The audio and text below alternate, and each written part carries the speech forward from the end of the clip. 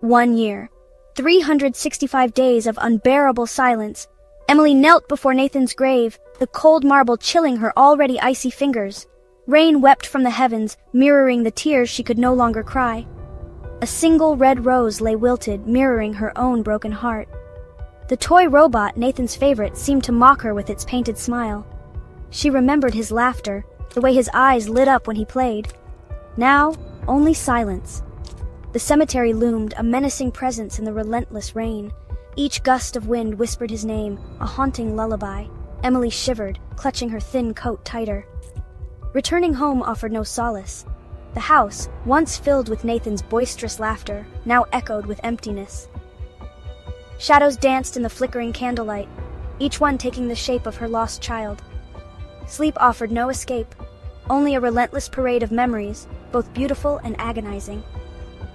At precisely 1:17 a.m., the phone rang. Emily jolted awake, heart pounding like a drum in her chest.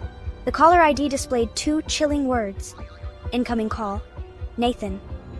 Fear, cold and sharp, pierced through her like a shard of ice. Trembling, she reached for the phone. Mommy? The voice, small and muffled, sent chills down her spine. It was him. Nathan. But how? He was gone. Fear turned her bones to ice. Mommy, I'm scared. Nathan? Emily choked out, her voice barely a whisper. The phone line crackled with static, each pop and hiss amplifying her terror. A wave of dizziness washed over her. She gripped the edge of the nightstand, knuckles white. The voice continued, faint and distorted. It's cold here, Mommy. I want to come home. Emily's breath hitched.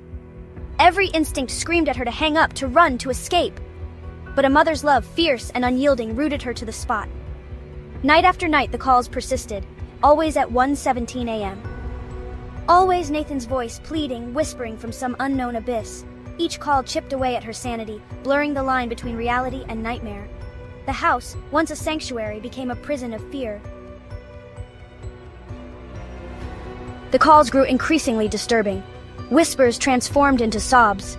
Pleas for warmth morphed into demands. Mommy, why did you leave me here? It's so dark. The phone felt like a conduit, channeling something sinister into her home. Sleep became impossible. Every creak of the floorboard, every rustle of leaves outside her window sounded like approaching footsteps. Emily existed in a perpetual state of terror, her nerves stretched taut, ready to snap. On the 7th night, the voice was different. Gone was the childish innocence, replaced by something cold and menacing. Mommy, I'm coming home. The line went dead. Emily stared at the phone, her blood turning to ice.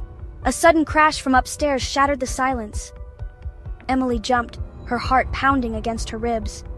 The hair on the back of her neck stood on end. Footsteps, slow and deliberate, echoed from the hallway outside Nathan's old room. Terror lent her a burst of strength. Grasping a rusty old candlestick as a weapon, she crept up the stairs, each step heavy with dread. The house creaked and groaned around her, a symphony of unsettling noises. Reaching Nathan's room, she paused, hand trembling on the doorknob. Taking a deep breath, she pushed the door open. The room lay bathed in the pale moonlight, empty. But there, on the dusty floor, lay a single muddy footprint, small enough to belong to a child. The shrill ring of the doorbell made her jump. At the doorstep stood 2 police officers, their faces grim. Mrs. Walker? We're investigating reports of disturbing phone calls. Your number was on the caller ID. Emily's voice failed her. One of the officers held up a small, dusty toy robot. We found this near your son's grave. It has a built-in voice recorder. Seems there's a rather unsettling message on it.